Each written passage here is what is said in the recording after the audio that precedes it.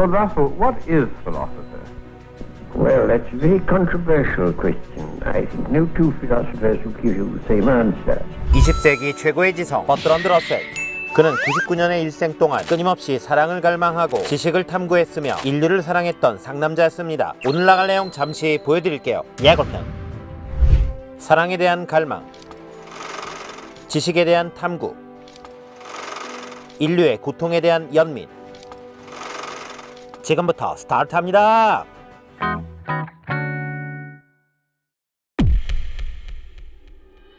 오늘의 주인공은 버트런드 러셀입니다. 러셀은 1872년 5월 18일 영국 웨일즈에서 태어납니다. 러셀의 할아버지는 영국 수상을 2번이나 지낸 존 러셀 경이었을 정도로 러셀 가문은 영국의 명문가였습니다. 러셀은 3남매 중 막내였는데 기억도 안 나는 2살 때 어머니와 누나가 사망하고 4살 때 아버지마저 사망합니다. 그리고 8살에는 할아버지마저 세상을 떠납니다. 그래서 사실상 러셀이 기억하는 유년기의 가족은 할머니와 형이었습니다. 러셀의 할머니는 보수적인 청교도였지만 한편으로는 러셀에게 군중을 따라 악을 행하지 말라 라는 성경 구절을 들려주던 열려있는 신세대 할머니였습니다. 러셀은 학교에 가는 대신 가정교사에게 교육을 받았는데 친구가 없었기에 고독한 유년기를 보내게 되었습니다.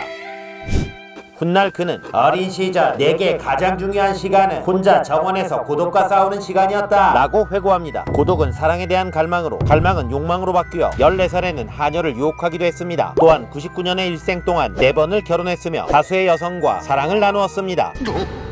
러셀은 자서전에서 3가지 열정이 삶을 이끌었다고 말합니다. 사랑에 대한 갈망, 지식에 대한 탐구, 인류의 고통에 대한 연민.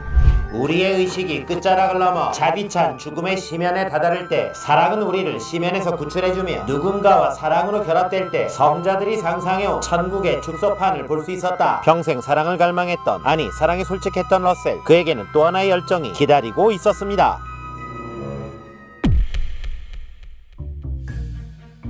러셀이 11살이 되던 해 형이었던 프랭크 러셀은 한 권의 책을 건넵니다. 유클리드 기하학 원론. 많은 과학자들의 유년기를 지배했던 유클리드 원론은 러셀의 삶도 바꾸어 놓았습니다. 러셀은 훗날 기하학을 만난 경험을 첫사랑처럼 짜릿했다고 말합니다. 유클리드 원론의 위대함은 단 10개의 공리만 가지고 기하학을 평정했다는 점입니다. 이후 수학에 푹 빠져버린 러셀은 나도 언젠가 나만의 공리체계를 세울 거야 라는 꿈을 꾸게 되었습니다.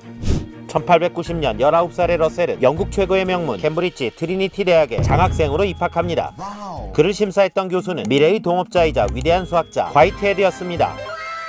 이후 러셀은 전제 철학자 비트겐슈타인, 영국의 개관시인 엘리엇 등 수많은 지성들과 교류하며 다양한 학문을 접하게 됩니다. 하지만 이 중 러셀이 가장 관심이 있던 분야는 역시나 수학이었으며 20대 초반에는 집합론에서 유명한 러셀의 패러독스, 수학의 원리가 발표되어 세계적인 명성을 얻고 왕립학교의 멤버가 됩니다.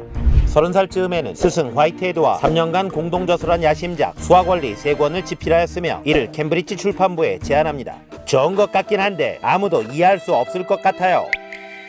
화이트헤드와 러셀은 눈물을 머금고 사비를 보태 출판했는데 두 사람의 명성에 비하면 대굴욕이었습니다.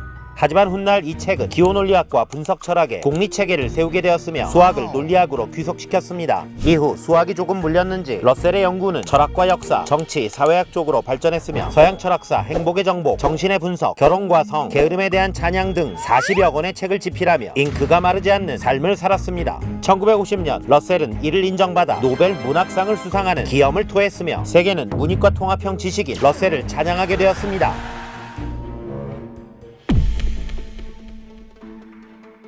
영국의 수상 윈스턴 처칠의 회고로 폭풍의 한가운데 같은 시대를 살았던 러셀의 삶도 그러했습니다. 러셀은 일생 동안 1차, 2차 대전은 물론 한국전쟁, 베트남전쟁 등 전쟁의 시대를 살았습니다.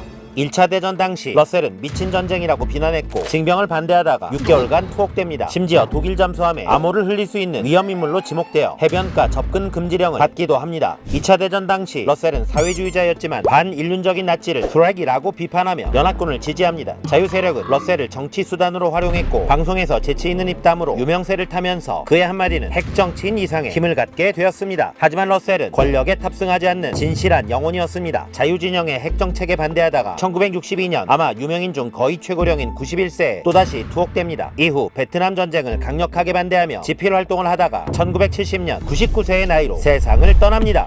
러셀의 관심사는 부와 권력이 아니었습니다. 사랑에 대한 갈망, 지식에 대한 탐구, 인류에 대한 연민. 러셀은 VIP 출신이었지만 약자를 위해 살았고 그 어떤 권위에도 굴하지 않았던 진정한 노블리스 오블리제의 표본이었습니다. 사랑에 너무 솔직했던 것을 봐드린다면요. 1950년 노벨문학상 수상자로 결정된 러셀은 겨울왕국 스웨덴의 스톡홀름에 도착합니다. 그는 노벨상 수락연설에서 이렇게 말합니다. 큰 도시마다 아주 후진 카누를 타고 떨어질 수 있는 인공폭포와 기계상어가 우글대는 수영장이 있었으면 합니다. 누구든 전쟁을 주장하면 하루에 2시간씩 그 영리한 짐승들과 함께하는 형벌에 처해야 합니다. 이후 이 연설 전문은 레전드가 되어 죽음기 음반으로 퍼져나갑니다. 지금까지 베티였습니다. 바이.